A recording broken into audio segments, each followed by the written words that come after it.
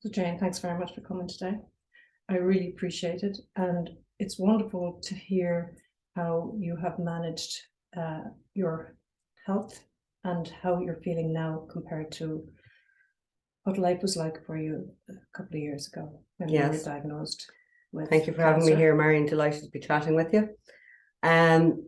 So my journey with cancer, I call it my journey. I was diagnosed with breast cancer, I think it's about 2 years ago now. I think it's 2 years ago. And I didn't want to go down the route of chemotherapy, but I didn't feel informed enough not to do it. So, you know, having the fear at the time of not doing it and not be, and being unsure. And of course, your family want you to do it as well, because they want the best for you and they want to see you get well again. And everybody's very concerned and worried. So I started down the road of chemotherapy. And instantly, I didn't realize, because I was diagnosed, they'd give me the diagnosis of stage 3 breast cancer. And it was in the lymph nodes in the left breast. And so it was stage 3, and they were determined to get me started on the chemotherapy. Now, I was working at the time, and I did put it off until later in the year, nearer Christmas, because I wanted to finish the job that I was on. So I started down the road of chemotherapy, and I didn't realize it was one of the hardest chemotherapies that you can get. Technically, it's called the Red Devil. I can't remember the actual name of the chemotherapy. And the moment I had started on that journey, I instantly practically regretted it. I didn't realize how sick, even though people were saying to me, you will. Now, the doctors never said how sick I was going to get either. So I wasn't even educated enough to know how bad it was going to be. Within a week, I'd lost all my hair. I instantly felt I was absolutely going insane. And that is as true. I was crying immediately. I had received it on the Friday, the first round. By the Sunday, I thought I was going stark raving mad. By the end of the first week, no, actually, it was 2 weeks before I'd lost my hair. But by the end of the first week, I was getting a different experience of different symptoms coming up as the days progressed. So the first day I had it, I could feel this cold going all over my head. It was like steel being put through my head. And then as the weeks went on, if you had given me pliers, I would have pulled my teeth out. The pain in my teeth was unbelievable. Then I was getting neuropathy in my feet. By Christmas, I couldn't put my feet to the floor. I had to borrow a pair of my mother's crutches. It was like a burning sensation. I was absolutely crippled. I just couldn't walk at all. And even though I'd rung the hospital and I had explained this, they still wanted to continue on with chemotherapy, even though I had looked it up. And realistically, they're supposed to stop it if it gets that bad. So this went on anyway. So I had 4 rounds every 2 weeks of the Red Devil chemotherapy. And then post Christmas, coming into January, I was to get another further 10 rounds of a slightly milder version of that chemotherapy. But when I actually looked it up, it was basically the same thing. And I was to get it back to back every single Friday for the following 10 weeks. And I did. Now, they wouldn't let me have it then because I got COVID. So therefore I wasn't. So they were amazingly able to stop the chemo for COVID, even though they couldn't stop it for neuropathy. Right. Which I found a little bit. So every time I questioned something, their answers were actually quite vague. And I started, because I had time on my hands then at home, I started doing my own research. And then also, before I finish with that one, funnily enough, you, Marian, we hadn't touched base in a few years. That's right. We had not had seen, I'm going to say about 6 years. And then lo and behold, you had sent me this message just before, I think it was around November time. Yes. Pre-Christmas. And out of nowhere, I see this message and it's yourself, and you're saying to me, "Hi Jayne, you've been on my mind lately." I kind of remember the words without even looking it up. How are you doing? Just touching base, basically. Yeah. And I remember looking at this and thinking, oh my Lord, Marian doesn't know anyone that I know. You don't know that I have anything. And yet I'm aware of what you do and how you help people. And I thought, that's really funny now. Or the universe is doing something here. So that's okay. So I did respond to you. And I said, how are you doing? And, you know, lovely to hear from you. Having a little touch of breast cancer at the moment. But I don't know if I'd said, you know, we'll touch base or something like that. Anyway, moving on. And then, of course, you were having a similar situation within your own family. Yeah. Then post-Christmas, we touched base and here we are practically 2 years later. Yeah, it's right. And you were brilliant help to me.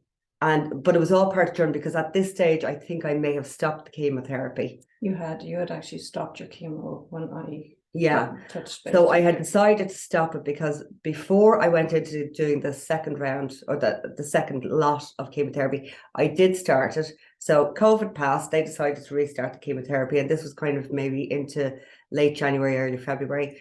I did 2 rounds of that for about 2 weeks, and I just couldn't take it anymore. I just couldn't take it. As soon as it's in your system, you are floored. And then by the end of the week, when you're starting to get a little bit of sanity back into your system, they're pumping you full of these toxins and metals all over again, telling you that this is going to make you well. And I cannot see how making somebody bald, pumping them full of toxins, is medicine. They're killing your full immune system, when actually the thing that you need to heal is your immune system. And I thought there has to be a different way. So I was up against everybody, my whole family, doctors, the whole lot. And then I had said to them, I want you to give me a scan so I can see where I am at before you progress with giving me 10 rounds of chemotherapy. I was told not possible. They wouldn't be able to see anything from the scan. I needed to complete the treatment, get the mastectomy, and then the radiation. And then moving forward, they would give me a scan.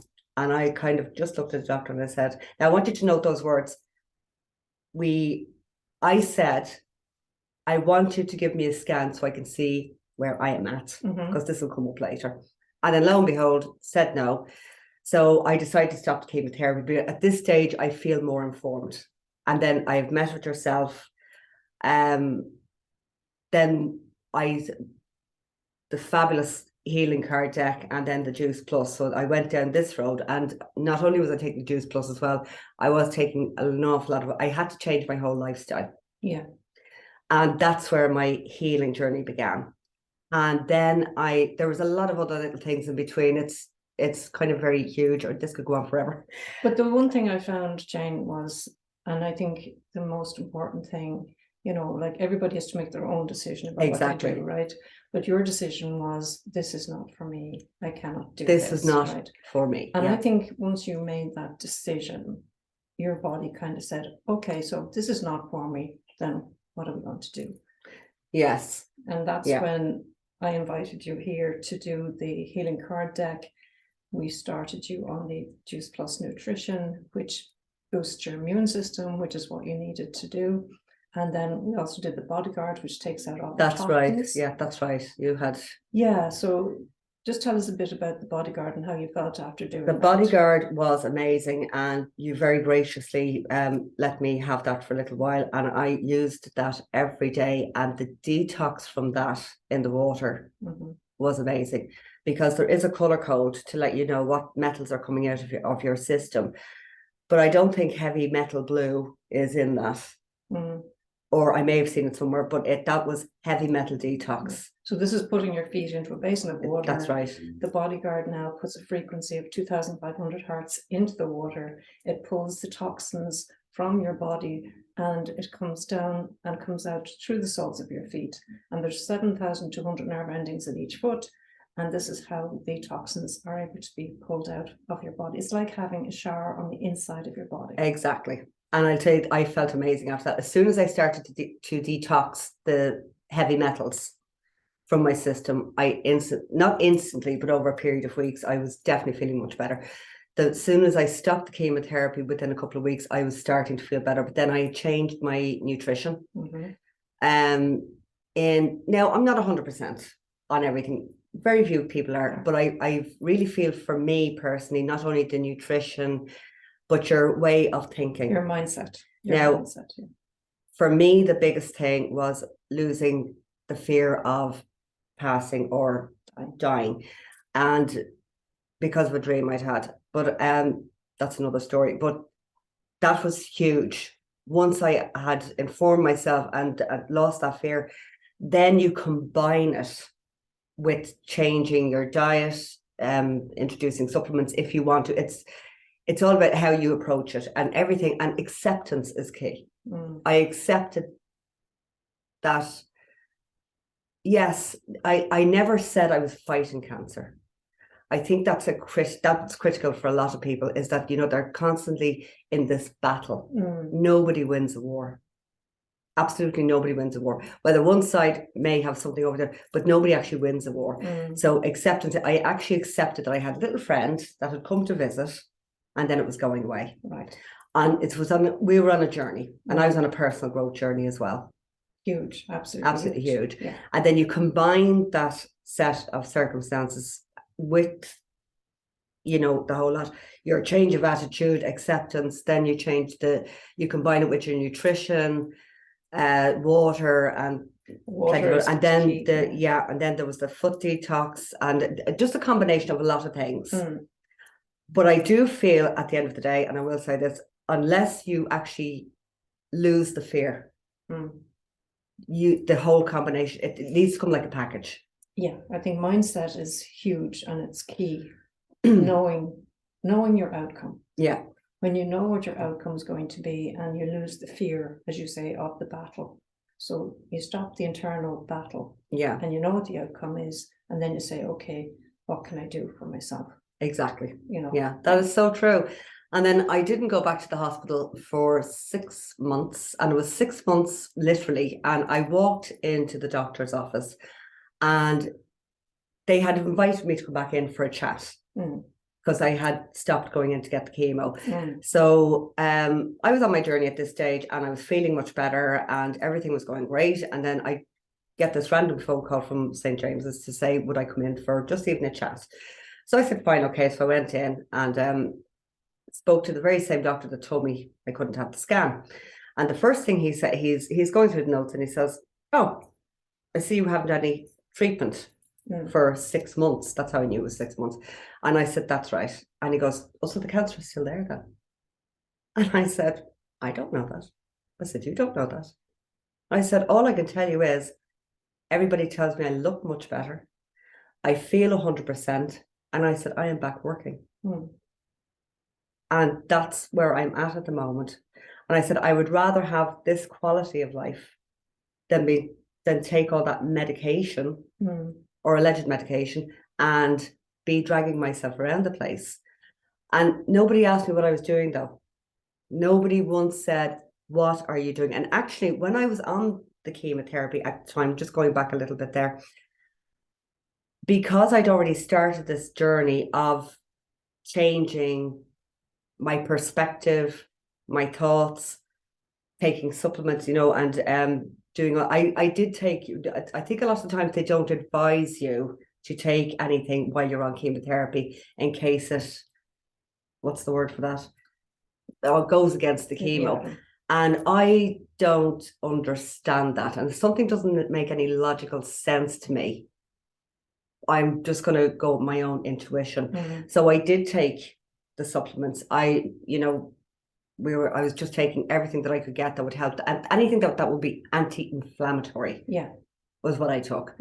So I did, and not once did they ask me what I was doing, because I was walking to that hospital, and bless the other ladies or gents in the oncology ward, they were grey, they were gaunt looking, with their little hats on, and I was looking at them, and I actually looked quite well while I was on chemo, believe it or not. And I just didn't understand that they never said to me, why aren't you getting sick?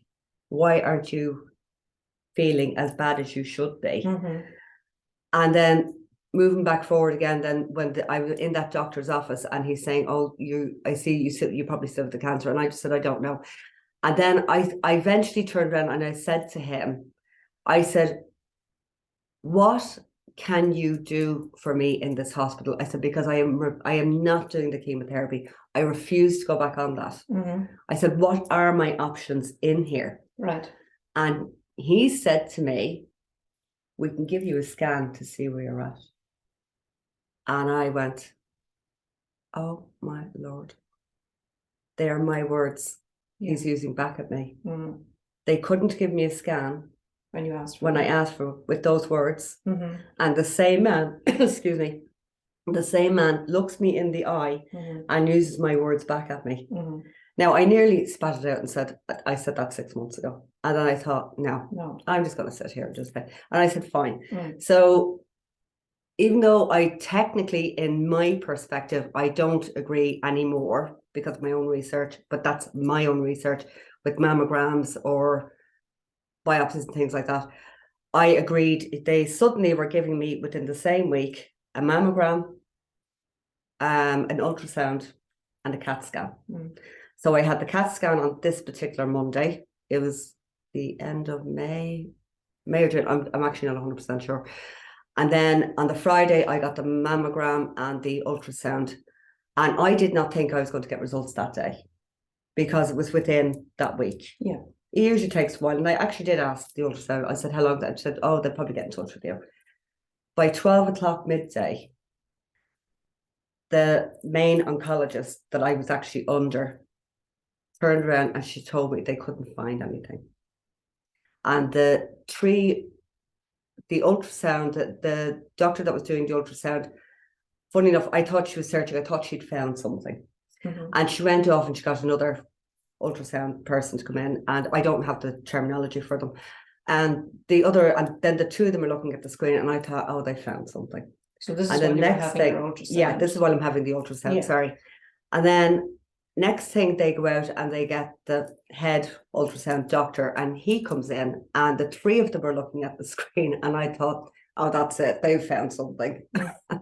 And next thing he just says, oh my God, he said, you must have responded very well to treatment. And I didn't say anything because I hadn't done any treatment for 6 months. And I just went, okay. And then I go out, I wait to see the doctor, the oncologist. I go in and she's killed looking on the screen and they can't find anything. As in the cancer is not the cancer, the tumor. It was gone from the lymph nodes. Right. And I just thought, okay, not once did they ask me what I was doing. But then the lady turns around and says to me, okay, well, but we'd like you to go back on tamoxifen and I can't remember the other drug. And I said, for what? And I said, I haven't taken anything for 6 months as prevention. And I just went, okay, but I didn't. And then she walked out of the room. I'm just left sitting there. And I just thought, I think I'm just going to go home now. So I went home and here we are today. And nobody has called me. Nobody's asked me what I was doing. And here we are. I'm going to say a year later now. And yeah, I feel great. It is such a pity though, because the medical profession, they have their job to do and I wouldn't be here only for them, right? So it's not, we're not running down the medical profession, but if they could just open up and just say, okay, well, Jayne, what did you do? I mean, maybe we could incorporate some of that so other people can have exactly, at least everything has its place. Like the medical profession have their place. I just felt personally for me, it just wasn't connecting with me and it wasn't making any sense. Yeah. On that journey to sit in an oncology room and have chemotherapy being pumped into you and then this lovely lady's coming around with tea, biscuits and white bread sandwiches just didn't make any sense. So when something is illogical, I have to go with the flow and think for myself and decide that what's best for me. And mentally and physically what was best for me was not doing chemotherapy. My personal journey. So there's the things. What you did do was you took the bodyguard and you did the detox on yourself. You took the Juice Plus and you took that every single day, and that helps to boost the immune system. And then you did my healing card deck. Yes, and that's I amazing. remember the day that you were here because you had got that tingling hot sensation coming from your armpit across your chest, and you were saying it was a level 7 out of 10.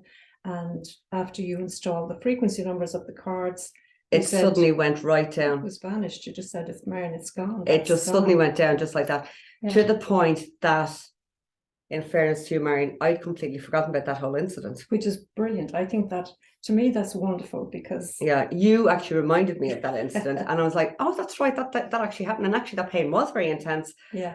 But I've even forgotten about that. Yeah.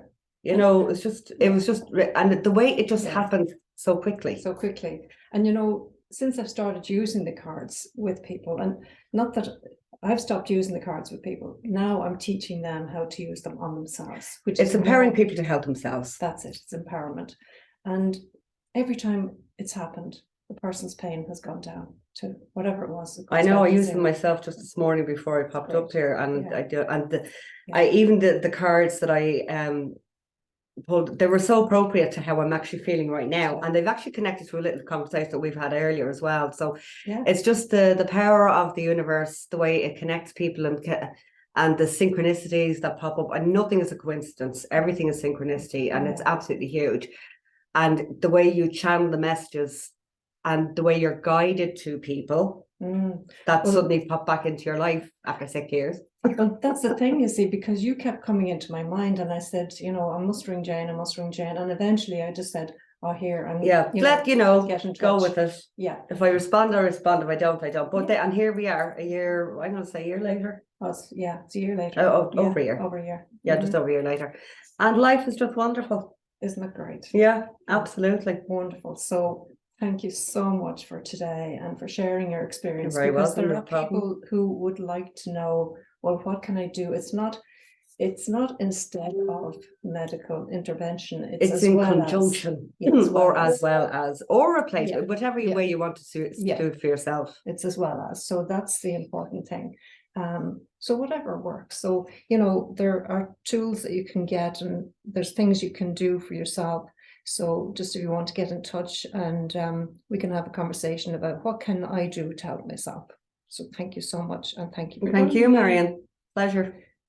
As always. Thank you.